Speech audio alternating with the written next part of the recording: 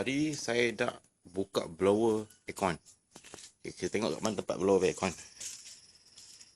Senang je. Okay, blower aircon. Ini dia blower, saya dah buka. Okay, dia punya tempat dia senang je. Dekat bawah ni je. Okay, sorento lah. Nampak? Kita dah ini kat bawah ni ya. Kita dah buka. Tengok apa masalah. Dia slow.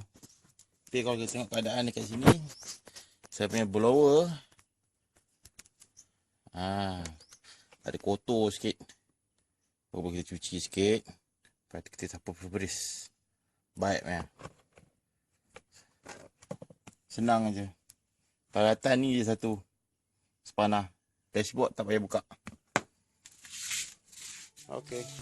Itu saja.